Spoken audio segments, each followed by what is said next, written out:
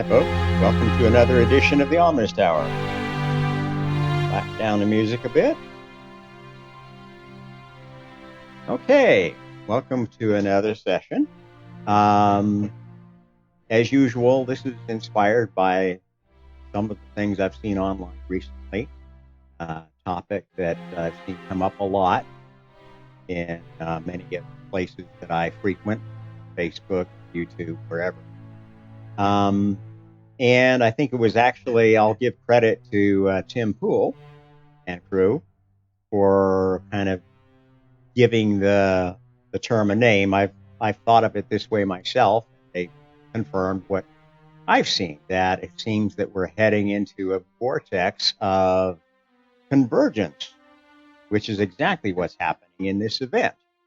So this is going to be talking about the vortex at the end of day 7. Okay, for those of you who are new to my channel, one of the core tenets of my teaching is that the Bible is a little bit fractured in what it tells you about creation. As most biblical scholars who are honest enough to admit will say, going all the way back to translation errors that probably predated the Torah. In fact, it's very clear that the codes within the Torah were added as a way to keep scribes honest so that the written Bible wouldn't keep drifting from the oral tradition that it was based on. And that begs the question, how much had it drifted so far? And given that, if you buy the narrative, these Elohim, so-called gods, not God, created humanity before the flood, begs the question, who are these folks?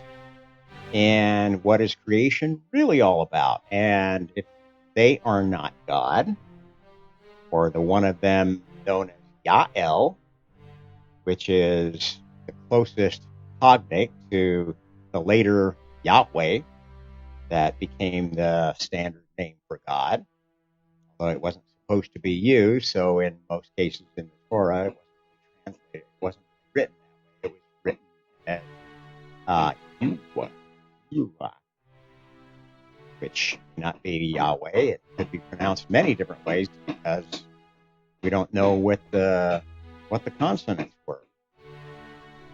At any rate, what I'm here to tell you is that the truth of the 7-day creation story, as anybody who's got eyes in the front of their head, is that it wasn't done on day 6 and God went off to the celestial golf course on, say, day 7. Anybody who reads that, who thinks about it, will either come away with the idea, well, God must be a hateful old bastard to go run off and leave things half done like it is. Or maybe he's not such a great creator, or maybe he is not the creator. Leads to a lot of rejection scenarios of the whole Bible.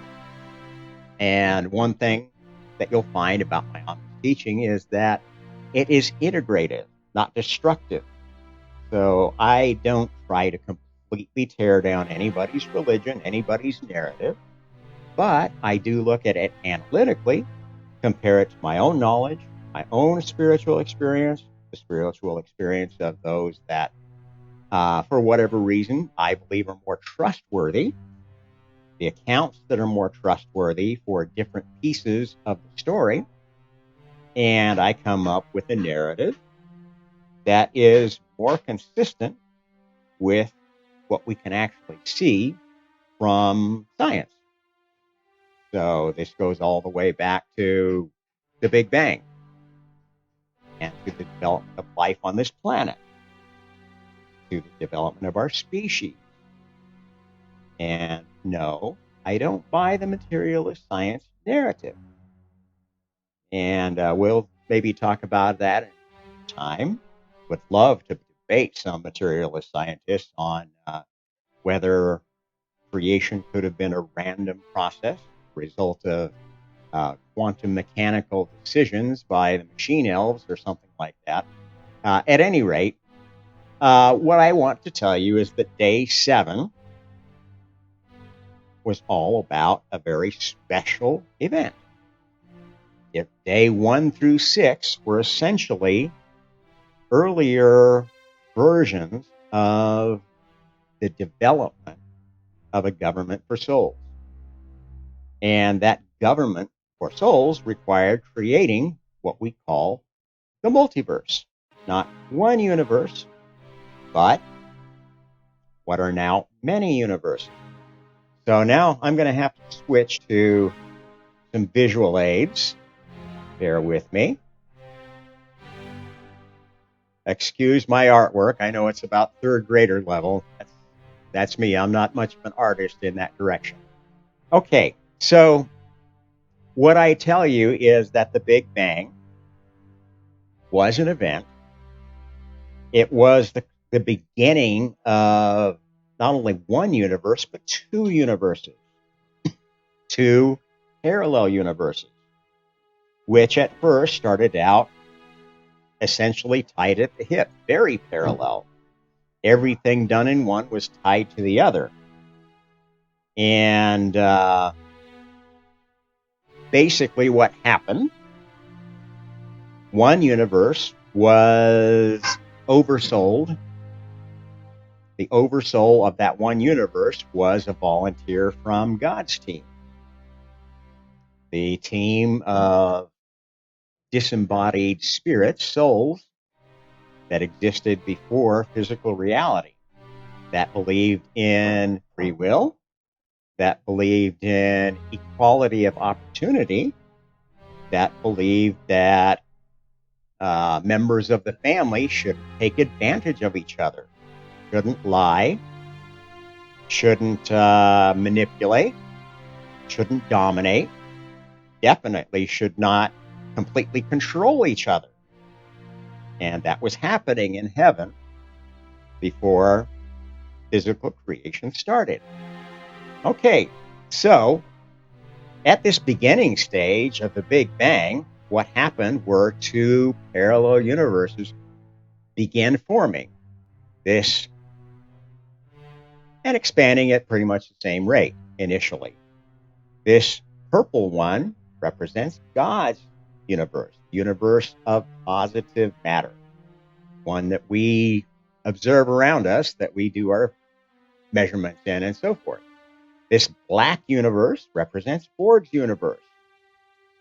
And it was started as kind of an empty shell, an empty playing ground, an empty petri dish by not a volunteer, but an assignee from the Borg team. Because the Borg team believed that basically the way to govern souls was to figure out who was the most powerful soul, and that soul would assimilate all of the others and do all their thinking for them and take their spiritual energies and create in Borg's image what Borg wanted, the way Borg wanted things to be. So this is the authoritarian God that many people think of as God. This is not God. This is anti-God, if you will. Okay, initially these universes were very similar, but as their idea started catching on, other gods looking down on this universe, other souls said, hey, how can we play this game? Hey, I've got an idea. Let's create matter. Let's create hydrogen. Let's create particles. And to the extent that they wanted to do that creation as something that was done with a Borg point of view, as this is the way it works. It'll always work this way. It's deterministic. We control the vertical. We control the horizontal. The souls involved in this creation who choose to inhabit these things are going to be completely controlled by Borg. And of course, the only volunteers for those kind of creations were the souls that had already been assimilated by Borg. And there were many, many, many souls of that variety because Back before any physical creation existed, souls could be created upon the whim of the senior creators, the ones who knew most about how to go about creating other souls. And yes, it wasn't as easy as it was at first, because it did require a certain amount of spiritual energy to make happen. But in fact, the spiritual energy it took to grow, to instantiate a virtual soul, a level 0 soul, which is a soul that has no free will, is relatively small. So Borg had a lot of souls on his team. On the other hand, God on his team invested a lot of effort in training and teaching and developing individuality, individual skills. And God's team was a much more creative bunch, had a lot more minds working on the same problems and coming up with better solutions than the single mind of Borg. So this created sort of a balance in heaven that was tried to be solved by this creation of this physical reality. Because who's right, who's wrong, if you can't actually test your hypothesis that, creation works better, heaven is a happier place if people have free will, or heaven is a happier place with an authoritarian micromanager God that tells everybody what to do and how to do it, and how, who's going to get married and who's going to have kids, and et cetera, kind of like a communist dictatorship or a globalist dictatorship. At any rate, the Borg souls got to work creating on their end, trying to match the creative efforts of the God souls in that alternate universe. And whatever the God souls put together, which was based on free will, so the things that they created had to be inhabited by a hierarchy of souls that performed that function. And early on, it was very freewheeling. Hydrogen could do just about anything it wanted and have any properties it wanted. And of course, the Borg version of hydrogen became more and more limited as Borg said, well, I don't want that to happen. This can't happen. And this set up essentially the creative pressure that allowed a lot of laws to settle out in this early two-universe multiverse. This is why it was started. And actually, Borg and God were not so much mortal enemies as two great chess players, you could think of them. One or two great debaters, one taking one position and one taking the contrary position. And through their debate, through this creative test, deciding who was right in what circumstances. Now, it turned out many things actually worked better, became more permanent creations, more useful creations, if they had very fixed laws. That's why we have elements that have pretty fixed properties. We're still finding new isotopes. We're still finding new molecules, new compounds, new ways to use them. So by all means, there's still creation going on. But to a large extent, how stars work, how elements work, how particles work is fairly well defined. Especially the most common particles like proton, neutron, antiproton, antiproton, electron, antielectron. Those are well-defined things, and they make up the vast majority of matter in both these universes. And they operate by similar rules, because those rules have sort of been agreed on as the best solution for those particular soul vessels. And yes, there are a lot of souls born that are perfectly happy being an elementary particle for their whole life. And then moving on, okay, where do you need me next? I'll go be a proton this time. And That's fine. They don't want to have to make too many decisions. It's like massive stressful if they have to go encounter another particle and figure out what they're going to decay into after this high energy collision. The most stressed particle souls in the world are living in CERN these days. And that may be why there's such a concern around what's going on at CERN. CERN.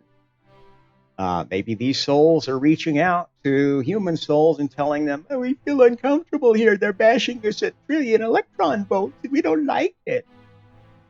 At any rate, so this whole system proceeded till pretty much all was done with the big level stuff and the small level stuff. And it started being the mid-level things that got the most creative interest. At first, the mid-level was building molecules out of elements.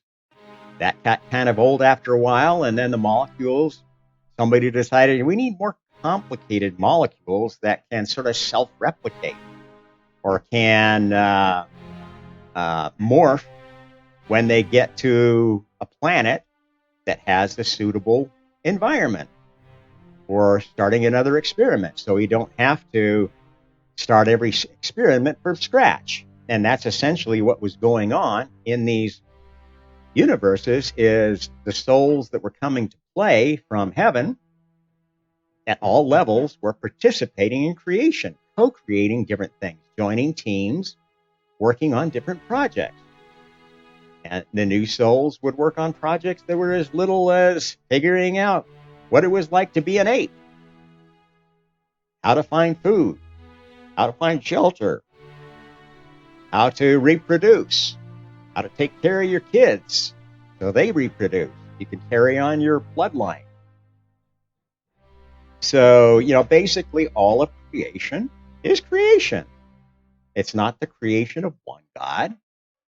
It's perhaps the idea of one God, but it's the implementation and testing of all of us, from God level to the newbie soul that doesn't even know what's going on. That's just some little electron running around waiting to find a proton to become hydrogen, or waiting to collide with some other particle so they can try to figure out what they can decay into. Okay, at some point, this whole experiment kicked into the next phase, which was the ultimate goal of the experiment, is finding a way to cover souls. Because this was great fun, incarnating as physical things. But if you are a star or something like that, and your experiment is an entire star, well, once the star idea is pretty well developed, and it's not developed, it's not very fun to be a star anymore. And you want to go play in the next game. And pretty soon the big game was intelligent species, like humanity. Well, semi-intelligent anyway. And so that became the area of popular incarnation. And at first, those species had full knowledge. Gods would choose, I'm going to go be a smart lizard, smart reptile, dragon people, whatever, on planet X. That looks like a fun game to play. I'm going to maybe go there with a bunch of my old friends, maybe start a new revolution, or try to overthrow the government there, whatever it was. It was all fun. Everybody knew that it was a game, that the soul was immortal, and who cares if you kill a few things along the way. And so, what had been in heaven, essentially killing the soul, attacking each other with emotional damage, psychological damage, which we all know can be absolutely more devastating than physical damage. There are definitely things that folks can do to you that are worse than death. Well, this was carried down to the next level. And that became just as frustrating as the battle in heaven. And, all the gods were saying, hey, this is a lot of fun, but we're getting, even more frustrated with each other because we just get some neat experiment going together, and then somebody throws an asteroid at my favorite planet and destroys my favorite species, and I have to start all over again. Where's the fun in that? And, the most senior gods know the game the best. They know the rules the best, and they always beat us. We don't like that. So everybody would say, hey, let's make this game more fair, more fun, more exciting. And this is when God rolled out the first version of reincarnation and karma. That, okay, what's missing here is a sense of having some more boundaries. Essentially, we've got a lot of boundaries of what soul vehicles you can occupy. Had a lot of fun with that. But within those soul vehicles, there's not really a limitation of death, except in the ones that we've kind of thrown by the wayside. Yeah, we kill stars with supernovas, but by the time they go supernova, we left some low level or virtual soul to take the damage while we've gone on and are having fun doing some stuff in another part of the galaxy or another galaxy. And that's how the first version of reincarnation and karma came. And the first version was sort of establishing term limits. Species didn't get to live forever anymore. They had things like disease. They could actually die. They actually needed to eat, or they would die. They had a lot of limitations imposed on them that made the game more difficult, but also more challenging, and effectively leveled the playing field, because one of the things that came with the idea of reincarnation is reincarnation amnesia. Okay, you don't want the high-level players to have an instant advantage because they've been playing the game so long. Perfect. Let's just make everybody forget the beginning of incarnation and set term limits for different soul vehicles. So, the average Elohim doesn't live longer than 1,000 years. The average this, the average that. And this is how things worked for a while. And new soul vehicles were created, new laws were created, and refined till karma got to a very special point. A point that was in God's mind for all along, but was again one of these things. They're not going to buy this unless I sell it well. And that was the idea of, well, okay, in order for your experiment to be integrated into God's universe or Board's universe and not just be a passing fad, you had to prove it. How do you prove it? You prove it through testing. You've got to get a team together and go test your idea, and everybody else gets to throw darts in it, trying to disprove it until it either dies out or it's ready for final tests. And the final testing of any idea has to go to the god of that idea's area. And this is the point at which we got to where we had gods and goddesses of the arts and the sciences. The muses were real goddesses. Now, it's interesting that they made them goddesses and then they put them under Apollo. That's kind of a poor remembrance of how things really worked. I don't know. You could either you could look at that and either call it paternalistic or maternalistic. Imagine if I imagine myself as the god of all arts and sciences, surrounded by 12 women who could never agree with each other, who had all the womanly characteristics of vanity, and fickleness, that might be a pretty unpleasant place to be creating art or be supervising art. So I'm not sure where that myth came from. But be it as it may, this is the point at which the new system of becoming a god was sold to the whole family. That, okay, you don't automatically get to keep your position. You don't get to automatically keep all the powers that you have as a god. You don't get to just imagine whatever you want and make it so anymore. You have to earn that. And to prove that I'm committed to this system, God said, and you know what? I'm going to earn it too.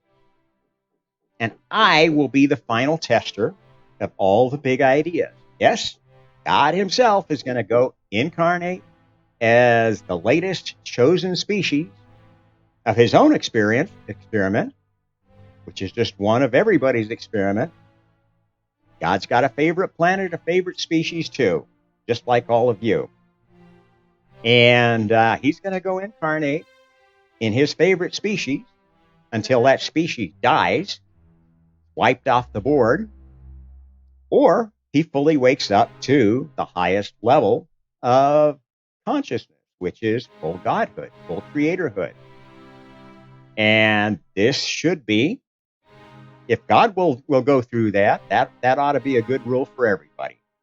And thus, every soul has a chance to rise to godhood. And the other part of this deal is when you get to that full godhood, you get to have a universe all your own. Just like Borg, just like God.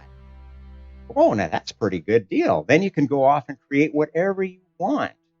When you're a full senior creator, you can start your own universe however you want, whatever way you want it. And you can use any of the same games of God or Borg. Neat. They all bought into the idea, and that is when the solar system experiment kicked into high gear. It had already been going for quite some time as God's pet experiment. It was the source of much of the great inventions of life, of how to spread life across the stars, many kinds of life that we don't even realize exist anymore. Because, yes, there were, in earlier versions of this game, elemental people, energy people that were fully sentient and had immense power. Now, we don't see them around here anymore very much, now, do we? Why? Because this game has entered a new phase, got a new version of karma, and those vehicles had time limits too. They died out, and their souls went elsewhere. Could those species be reanimated? Yes. And this is where the stories of alchemists and wizards raising a demon, raising an elemental spirit, this is where they come from. But that's not so easy to do anymore either, is it? Because you lose your powers over time.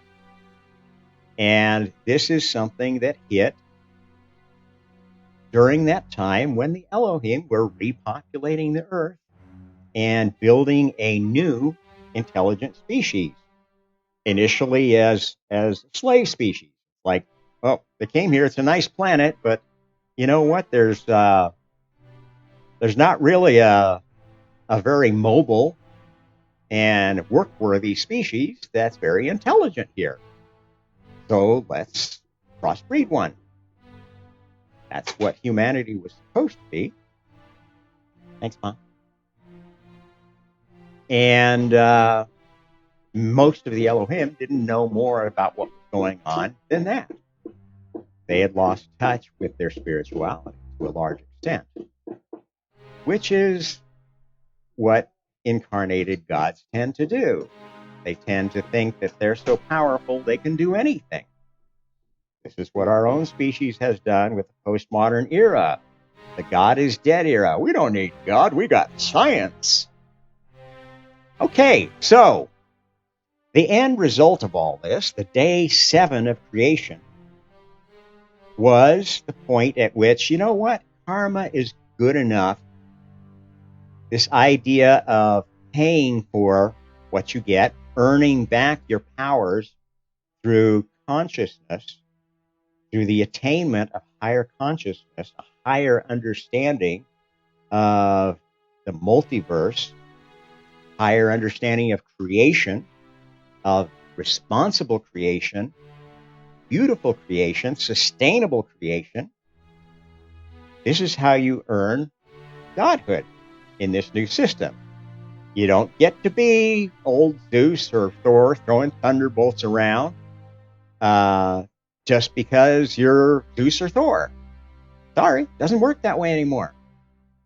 And most of those old gods are still working their way back to godhood and may be doing so for an eternity because they just can't manage all the karma they have.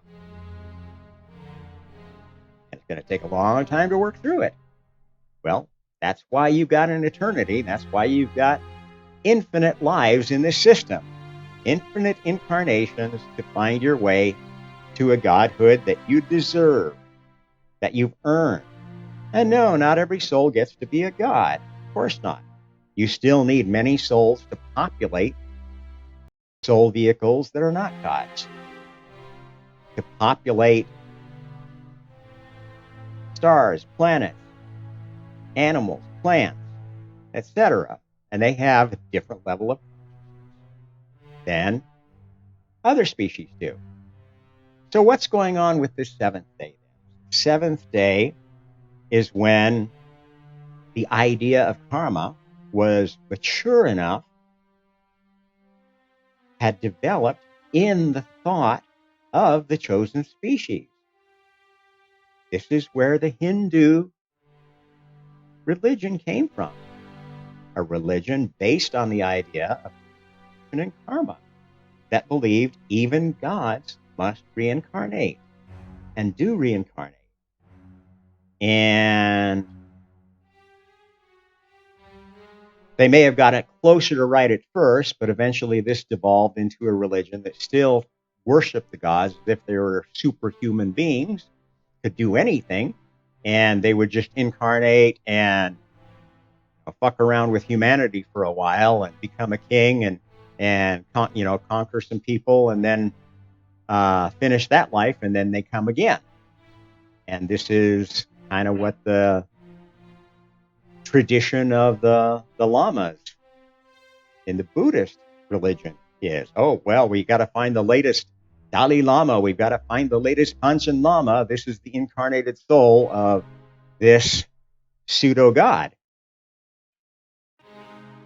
Losing the idea of that, hey, there is not any soul that is so special that it has to incarnate, that it has a manifest destiny. Even the first creator, God himself, had to earn his way back. And that is the story of Messiah. That is the story of all the Messiah traditions, not just Christian, not just Jewish, not the Islamic Messiah, the Mahdi. It includes traditions like the Isis, Osiris, Horus story. All of these Trinity stories where the two elder gods create a younger god that is better than they were. And this is essentially what this is all about. Is as we incarnate, we learn from each other, and we learn to be a better version of ourselves. And that applies to even gods. And we learn to be a more responsible version of ourselves. And that may mean you learn that, you know what? I can't deal with power. Every time I had all this absolute power, all I did was throw thunderbolts at everybody that made me mad, screw all the girls that I was attracted to, and I couldn't control myself. So, you know what? I'm not going to focus on that anymore. I'm going to become a painter because I really, really like art. I'm going to specialize in creating new kinds of stars, new kinds of galaxies, because that kind of art thrills me. I'm going to specialize in inspiring physicists because that science is the one that I find most interesting and I would like to be contributing to the most.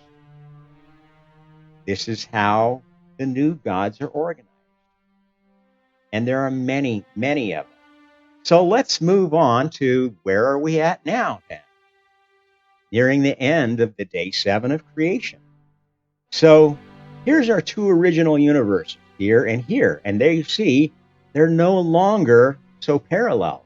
In fact, they only really mesh in one very, very special spot. Where is that, you ask?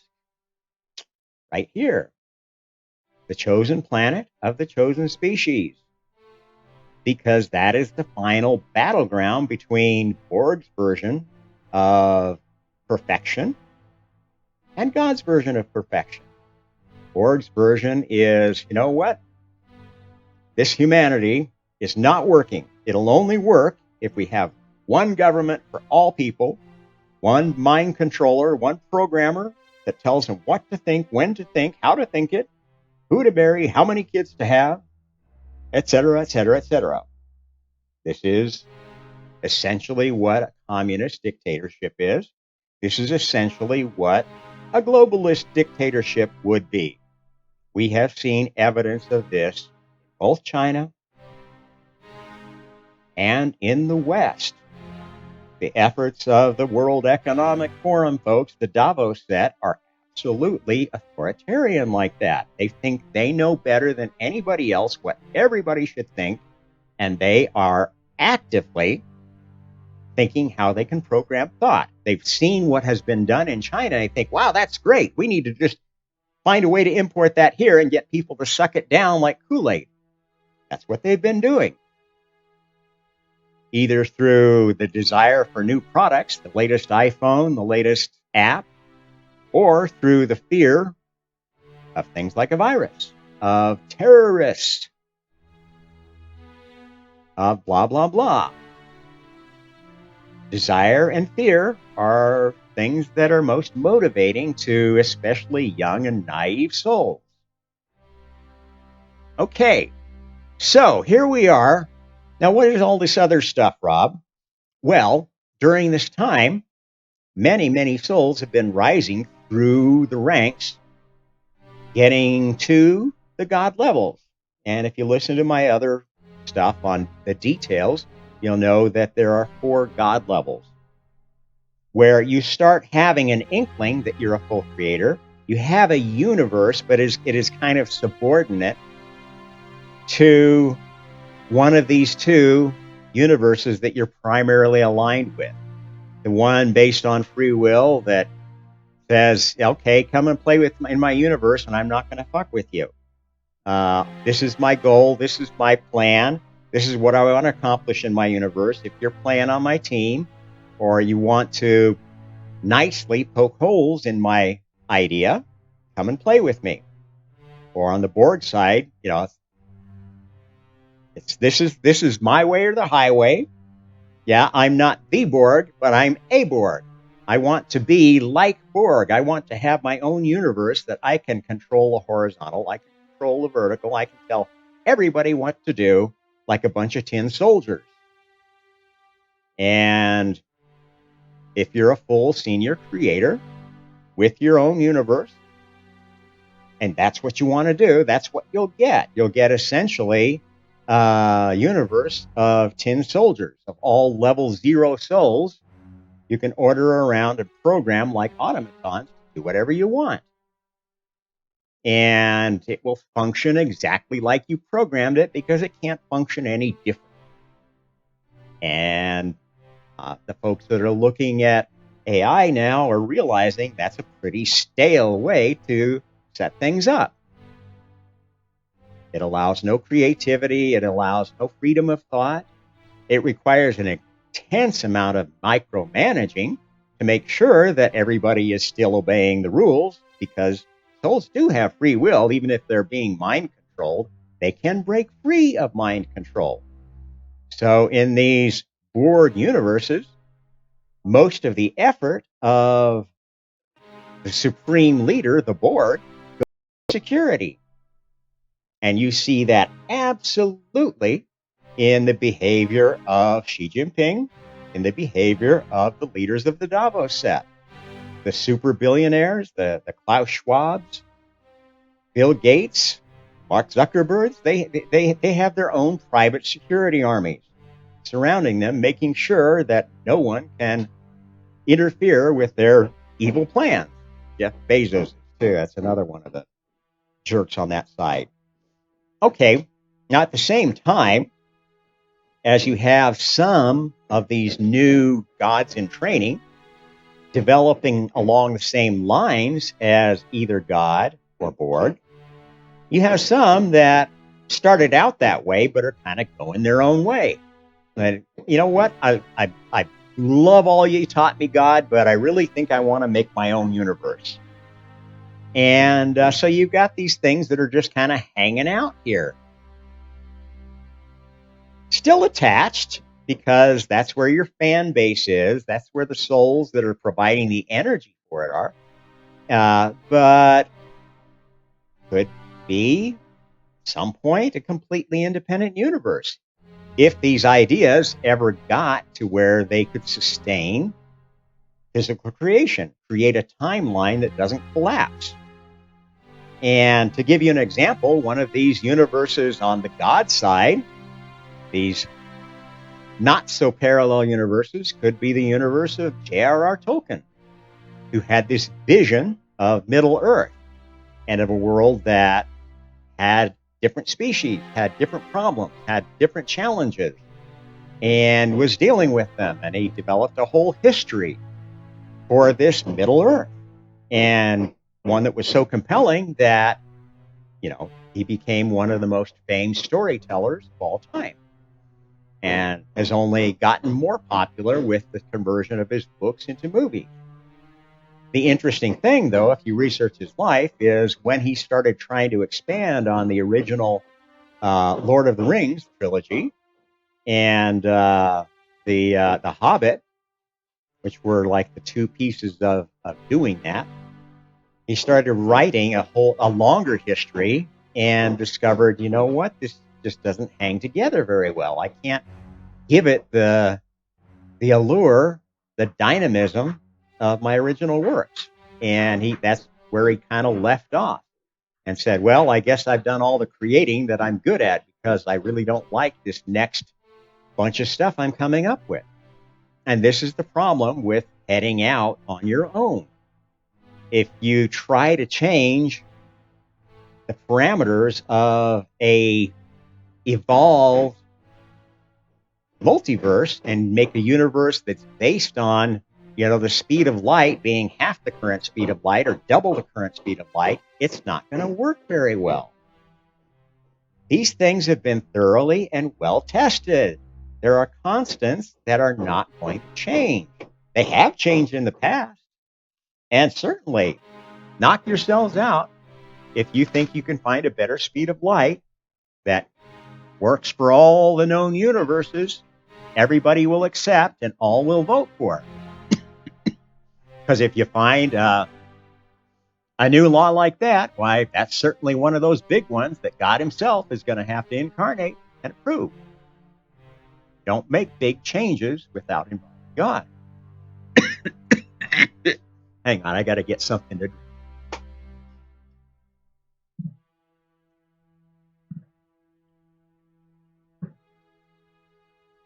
Okay.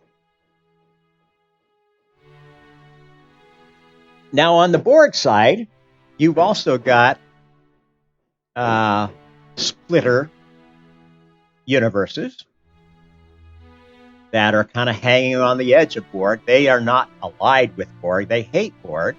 They want to escape from Borg, but they actually think that they can do that by being like Borg. Well, this authoritarian is just a bad authoritarian. We know how to do good authoritarianism.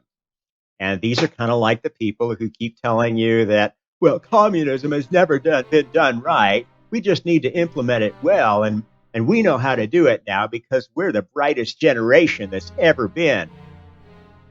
This is the woke cult. And these are kind of these Borg hangers on. There are folks like that in many countries that are kind of like neo-Hitlers who think that fascism is the way to go. We need to rein in all the corporations, make everything serve the state, serve the party. National socialism is just a nationalist version of communism, frankly. It's all about one party taking over everything, being able to confiscate anybody's property, being able to confiscate any company, being able to tell any company operating within its borders what to do, when to do,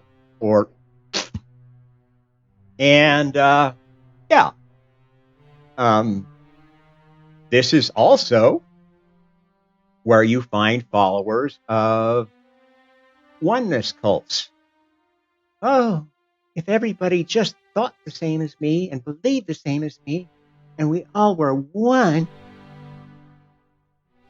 we just need to have this one collective that includes everybody, and then everybody will be perfectly happy. These are kind of these newbie dummy gods hanging off the Borg side. And that's why I drew them all as pretty much the same old round shit that was here. They don't really have a new idea. They're just packaging their shit in a different color. And they're not really very useful souls, frankly. These become, so there is a use to it. These become the training, the decision point grounds for souls that, okay, look, you haven't done much with any of your incarnations yet. We're going to give you one last chance to do something in one of these Borg universes, or, maybe you do belong in a grain of sand somewhere. The oversoul of a grain of sand, the oversoul of an atom of molybdenum. Sorry, we gave you many chances as you wanted. You'll get another chance just as soon as you break free from Borg mind control. Maybe that pressure of having somebody telling you what to do every day in and day out, and how to think and whatever, or maybe you'll finally get tired of that and you'll choose to do something for yourself. You'll have an original thought, an original idea of who you want to be, and get back to the creative side of the universe. Okay, so what's happening here in the day 7 and how this is all like a vortex is that these two primary universes are very near separating. That's what the end of day 7 is like. Okay, because when we're done testing this new version of karma, the latest version, which includes this whole scheme of developing into a god and having your own universe, we don't need this tie anymore. We don't need to be exchanging ideas between these Borg universes and these other universes, because we've known all along that the only reason for the Borg universe was to make sure there was pressure. And even when this tie is broken, there still will be Borg worlds here, other parts of the universe that are still inhabited by Borg species, because Borg has had its chosen species too in its chosen worlds. And what the next phase of creation is, okay, we're done testing this thing. We don't need all this crap attached to God's universe anymore. You can go off on your own. And you can still try to attract souls to you, but there's no more revolving door. You can't easily manipulate and control things going on this side. You can't get your ideas through this wall so easily anymore. If you want to make any change in God's universe, you've got to incarnate yourself, Borg, and come and play the game like everybody else. Try your idea out and see if you can ever rise to the point where you have anywhere close to the power that you currently enjoy. And of course, the Borg gods run from that like they've been they're in like basically like our leadership runs from anybody that they think might have COVID, huh? How have those jerks been behaving? The people around them are all masked and PPE'd to the nth degree, and their buddies, when they don't think they're being watched, are just whining and dining and having a good time because, well, we're all the beautiful people. We can't get COVID.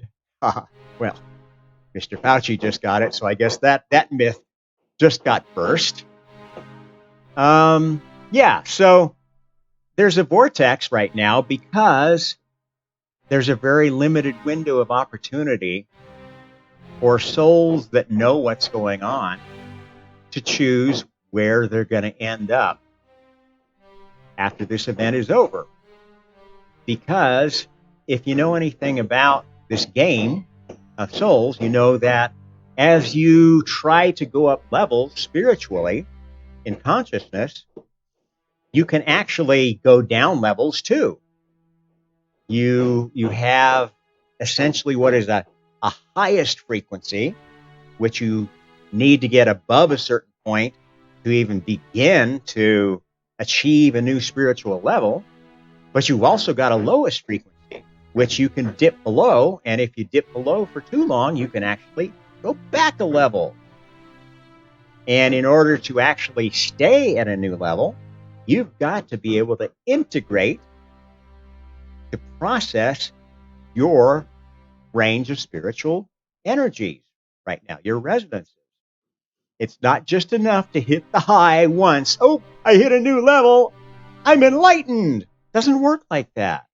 It takes a lot of integration to get a new level spiritually. Believe me. And you always start at level 0 when you're born. That's the way the system works. Nobody gets a free lunch. A few kids get a little bit of past life remembrance. Maybe a few throwbacks get a little bit of spiritual power that they shouldn't have had. And, maybe you can use it to do parlor tricks or get a following as a hypnotist or a palmist or whatever. But there is no infallible person that has these magic, alchemical, or chakra powers that people are talking about. They're selling snake oil. It doesn't work like that anymore. The real path of spiritual power is not a system of 7, not the chakra system, not a system of 5, not the occult system. It's a system of 12. And you got to work at it. You don't just chant some mumbo jumbo and pull a demon out of your hat. It doesn't work that way anymore. And the sooner you folks start realizing that, a lot less money you're going to be dumping in the pockets of some snake oil salesman that's selling you an easy path to enlightenment or happiness or nirvana or love, oneness. Anyway, what else do I want to say about this vortex? Okay, so as these things separate, you can imagine that there's narrow place of touching is getting thinner and thinner. And the pressure is building. There's a lot that wants to get in, a lot that wants to get out. And that's very much like the situation of a bathtub draining. And that creates a vortex.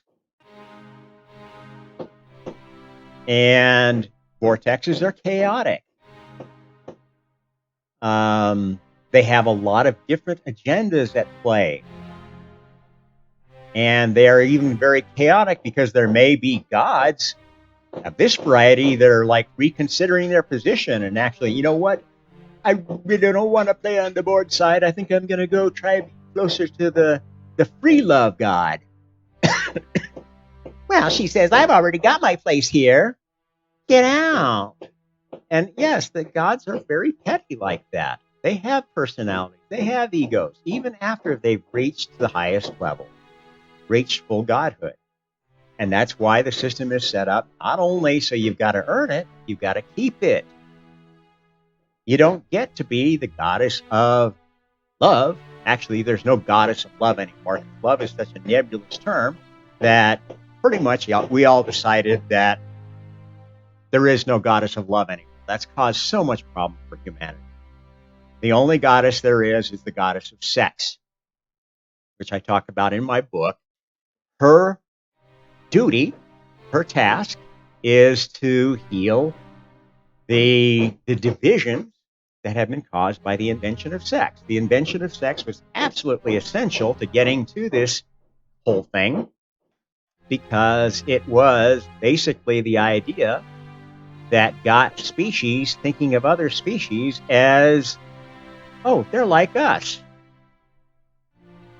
Can you imagine how hard it was to get a lion to see a mouse not as an easy dinner, but as another living creature you ought to honor? You probably don't want to eat the whole family. You might want to leave a few of a hive of mice alive for the next generation, not only for their good, but for your own good, because if you eat all the mice, there won't be anything to eat next season. This is higher consciousness thinking. And in order to do that, we had to make species aware of something different that they absolutely needed to reproduce. This is where sex came from. In fact, if you want to hear more about the origin of sex, I have material which will talk about the truth about cats and dogs. That's where sex came from. Cat people and the dog people were at war. One were allied with the Borg team, the cats, actually, and one was allied. No, actually, it was the dogs. I got that wrong. The dogs were allied with the Borg team. The cats were allied with the gods. And they decided they were going to solve their differences by a novel method of mixing their DNA in a way that they could only reproduce with each other. So they would have to learn to live with each other. It was a horrible failure in application, but it was a great idea.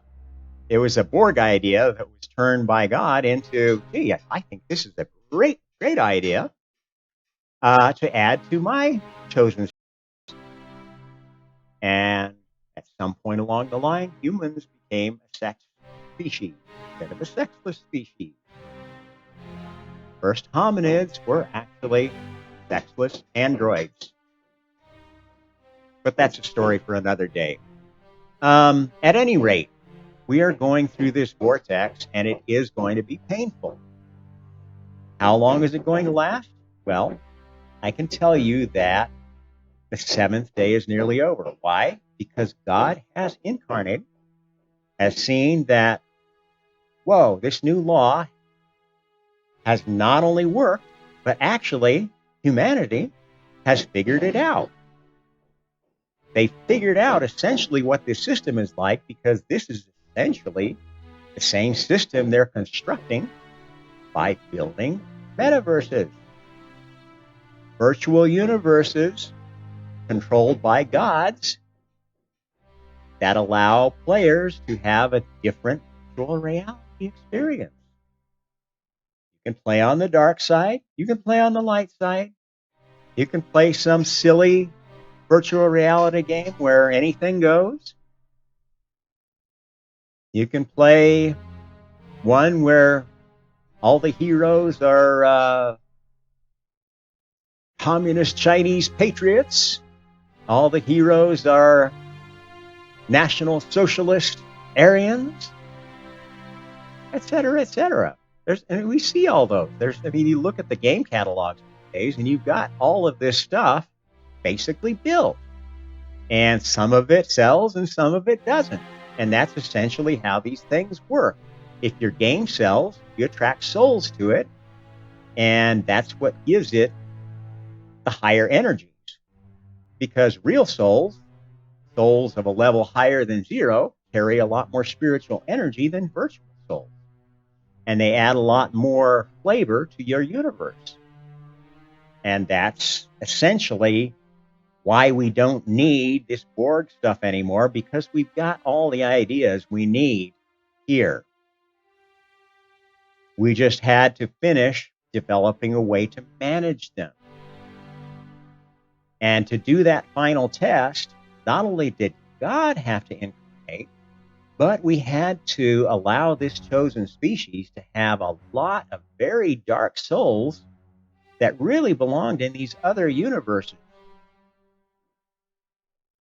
that thought communism was a great thing, that thought killing all of your enemies was, the highest purpose of man. Dominating everybody around you was the way to be a successful mom or dad. Yes, Borg traits come in many flavors. Narcissism is the lowest flavor, but Borgness goes up to other levels of control and manipulation, all the way up to a Hitler level kind of psychopath. We don't need these souls anymore. We're done with testing. And what's happening is there's pressure, both sides of this vortex, trying to suck all of the good souls out of Borg hells while there's still a chance that we can. And they're trying to suck all the bad souls over to their Borg heaven while they can. Because after this boundary is severed, it's going to be essentially all-out war. And that's what the 8th day of creation is going to be about. That's what the future of humanity is going to be about. It is going to be about a war, the continuation of this war, this time with the knowledge that you're on the winning side if you're on God's team. Because with the Borg universes spread out, and these universes also, at the point that these two original universes split completely, they're going to be two completely separate bubbles, moving apart, accelerating apart, because their energies are so opposite. And as other universes now split off from God's universe, they will sometimes accelerate apart. You will have a continuum, a universe of universes whose distances, whose relationships are driven by the energies that they inhabit. And fine, if you want to go build your own reality, your own universe, your own game, and try to get any souls to play it, go for it. But you're going to find it harder and harder to attract souls to your universe, because the place where souls go for planning their incarnation is to the universe that inhabits the heaven where they've been most comfortable up to this point. Okay? So some of these godly universes that are like God but not quite might be a universe of Christians, a universe of Muslims, and those religions will continue, and they will continue to be training grounds, but they are not the prime universe of God. They are training universes. They have little scenarios that are useful for Christians, but they are not based on the prime timeline. The prime timeline has always been the midpoint of the latest version that God incarnated into and said, yep, this is a good timestamp. And this seventh day version is a very, very special one because this is the day upon which these universes are going to separate. They will never come back together. They will be accelerating apart. And it will get harder and harder for Borg souls to impact God's universe. Similarly, it will be harder for God's souls to impact Borg's universe. And that's all okay because that's what free will is all about. If you want to live in an authoritarian, totalitarian dictatorship, hey, nothing wrong with that. You're just not going to find it for very long here because we are going to be stamping that shit out. Starting with the planet Earth. And it's going to take a while because there are some players still incarnated on Earth that are not human, that are pretending to be human. Thank you.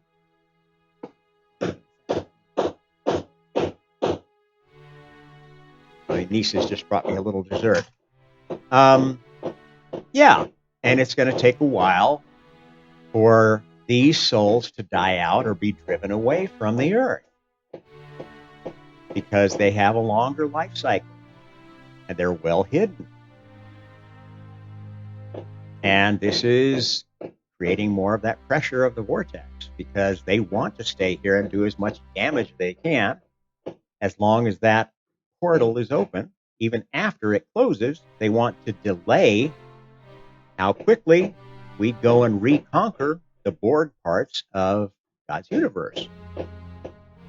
Because those represent not as good a portal as this tie here, planet Earth, but they do have portals to that other universe still. That's what these Stargate things are. They're not just portals to different planets. They're to different universes. And the Borg planets have portals to the Borg universe. And to the extent that these other gods have reached a level of power while they were in one of these two universes to develop a species that was Stargate, universe gate capable, they have ones too. And if we don't want them interloping in our universe, we might need to close those or at least regulate them. So day 8 of creation, if you're on this side, when things finish up, we're in God's universe, is going to be about the remains of humanity, souls that are still incarnating in humanity, conducting basically kind of a Star Trek sort of mission. Not to conquer the universe, but to explore it and bring this new version of karma to it. And in a way, karma works kind of like a disease, kind of like a virus. This is how it infected species that were here before. And one of the reasons why many of the Borg species don't want to be here anymore, because they've become limited by being here. They've become limited in power. They've become limited in age. And they are vulnerable to death. And this is why you have satanic cults. You have folks here from different species working so hard on eugenics, on trying to preserve their life. Because their life is their power. And they know this is the last life they're going to have to play in this battleground. Or maybe the last life. I mean, we're pretty close. Who knows how long God is going to live in this incarnation? Because maybe he's not human. Maybe he is an Elohim. Or maybe he is morphing into an Elohim because DNA can change. So I can't tell you exactly when this portal is going to close, how long this vortex is going to be active. But I can tell you that it is going to be an apocalypse. It's going to be a good apocalypse for the folks that get to stay in God's universe on God's earth. It might be a very dark apocalypse for those in other universes, depending on what the purposes of those universes are. And I don't know what universe you're going to be going into. I just know where I'm bound.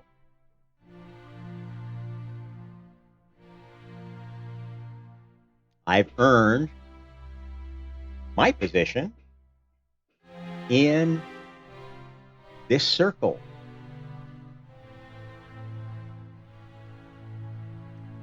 I'm going to be a senior creator when I get done. And believe me, I'm going to play on God's team. Now, will I decide to be creator of art? Recorder of history? Who knows? I've been a lot of things in my life so far. And I have a generous fear of the person I might become if I was given too much power, particularly because of what I've learned about one of my past lives when I actually was one of the Elohim. In fact, I remember a life of ease and pleasure, being a very large, unruly, human-like creature, running around the earth, playing with the creatures, killing them, eating them, screwing them, having a grand old time.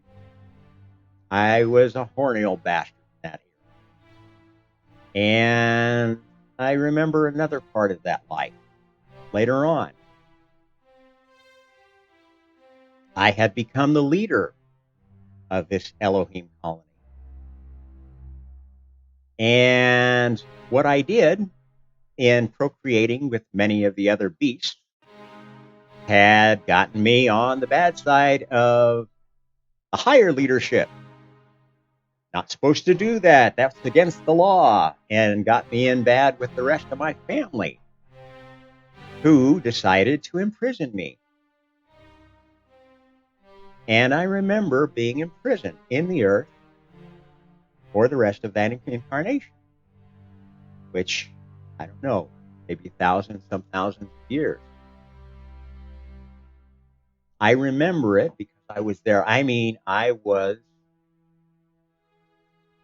it was no different than remembering something from this incarnation time. My earliest memory as a child was of nearly drowning at 2 years old.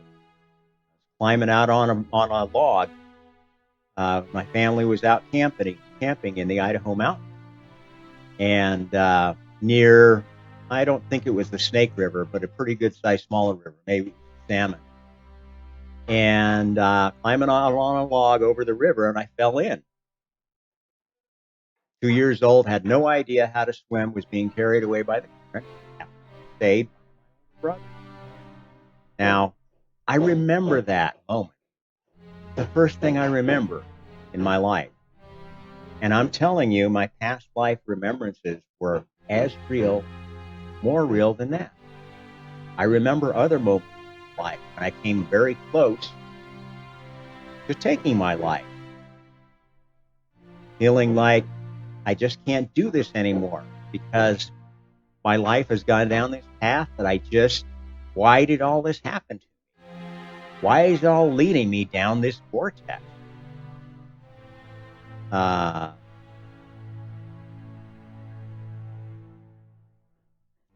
I didn't. And it was all revealed to me when I finally started understanding my spiritual purpose. I could look back in my entire life at everything that happened. Oh, that's why that had to happen. I had to go this way and that, this way and that way, to learn everything I needed to learn to be able to give you these talks, to be able to process what I learned from my spiritual experiences and come up with something rational, explainable, that was consistent with science, that was trying to build on the truths in all religions and belief systems, trying not to throw everything out, the baby with the bathwater, but give you something that made sense for the future. Gave us a universal philosophy, scheme of thought, which, okay, you don't have to buy all my theology, all of my stories about what came where. That's not really important. The only really important piece to onism is admitting that whatever belief system you have might not be the absolute truth, might be just one perspective, that the God you worship may not be the top dog, may be just a tenet of God. Maybe other people's gods have just as much validity. Maybe their beliefs are okay. Why should we attack them as if they're evil just because they have a different belief, just because they have a different spiritual book? This is the essence of omniscience. And what I try to teach, and why I'm here and why I'm doing this. I don't care who is listening, whoever listens, I'm going to give you the truth straight out as I know it. And I challenge anybody to challenge my truth. Come and debate me. Tell me exactly where I'm wrong. Can't. I know because I've been challenged over the last 3 or 4 years by people who think they know more than I do, and all they can come away with is attacks. You're crazy. You're an idiot. You're a fool. You're Satan. I've heard it all. Nobody can come up with a rational, well-argued counter to what I'm telling you. Not even science. In fact, this is all absolutely consistent with the latest findings in science, which are definitely showing that the multiverse is a real thing. Not well understood what the multiverse is, if universes can exist completely independently, or if they're parallel. Well, I'm telling you that it's a bit of both. And universes actually are kind of like soap bubbles. They can start as one, they can separate into two, and they can actually continue their life ad infinitum, moving away from each other in a sea of universe soap bubbles. That's what creation is all about. It's supposed to be a game. That's how it was sold in the first place. A way to train souls, a way to give them a creative outlet for their thoughts, which were unbounded before physical reality existed. Can you imagine how crazy you would go having thought after thought after thought? Well, it could be this, it could be that, it could be this, and having no way to prove it. Physical reality is what gives us a way to do science. So scientists, I'm telling you how science works. How your brain works, how you make scientific discoveries is all explained by what I just told you. You give me a counter argument that says a different way you came up with your inspiration, that it was some random process that happened in your brain. Okay, prove it. Prove it. Then why did Einstein think of this theory and not somebody else? Oh, well, it would have been thought of by somebody eventually. Einstein just happened to be randomly chosen to be the one that got the theory of general relativity. Bullshit. That's not the way humanity works. Look at great composers, great artists. You think anybody else was going to be Van Gogh? You think anybody else was going to be Beethoven or Mozart? You guys are so fucking full of it. It's embarrassing to see you atheists arguing and thinking all you have to do is put down some Christian fundamentalist to win the argument for your side. You're fucking stupid. Anyway, I got a little bit excited there. I think it's about time to wrap up this talk. If you want to hear more about my thoughts about atheists, there's a whole podcast on it, which was fairly controversial, but I really lit into the bastards. At any rate, until next time, like, share, subscribe, and look again for the Omnist Hour. I'll see you next time.